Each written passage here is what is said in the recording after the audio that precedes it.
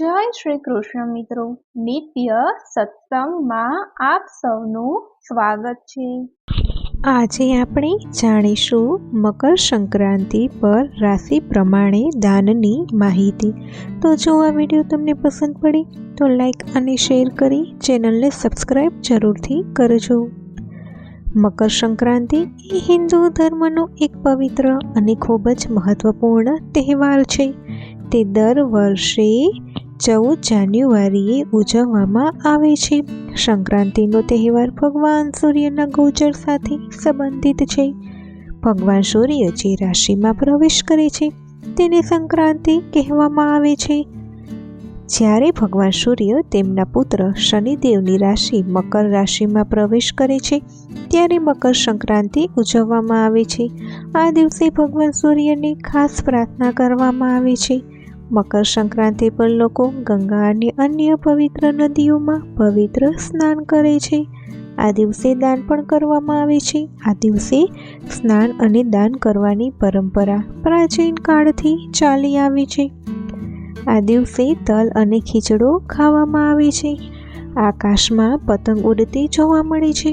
આ દિવસે તમારી રાશિ પ્રમાણે દાન કરવાથી સૂર્યદેવ તરફથી વિશેષ આશીર્વાદ મળે છે।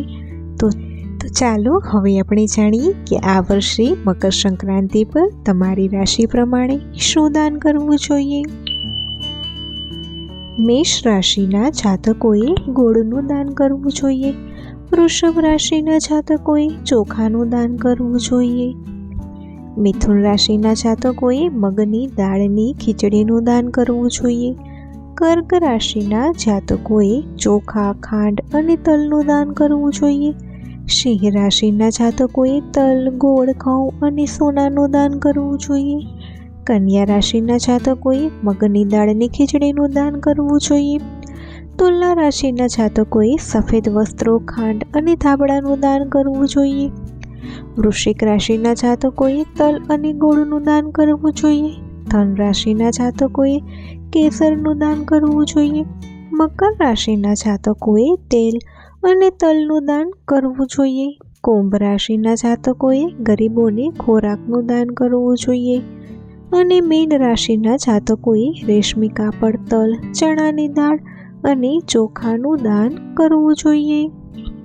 શાસ્ત્રોમાં ઉત્તરાયણને દેવતાઓનો દિવસ માનવામાં આવે છે અને દક્ષિણયાન દેવતાઓની રાત્રિ છે।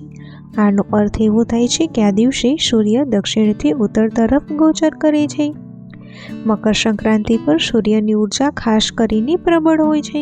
સૂર્યને આત્મવિશ્વાસ, શક્તિ, આદર, પિતા અને સરકારી ક્ષેત્રોના કારક માનવામાં આવે છે। પરિણામે આ દિવસે સૂર્યદેવના વિશેષ આશીર્વાદ પ્રાપ્ત કરવા માટે આ દાન અવશ્ય કરવું જોઈએ। તો જો મિત્રો તમને આ માહિતી પસંદ પડી હોય તો વિડીયોને લાઈક અને શેર કરી ચેનલને સબસ્ક્રાઈબ જરૂરથી કરજો।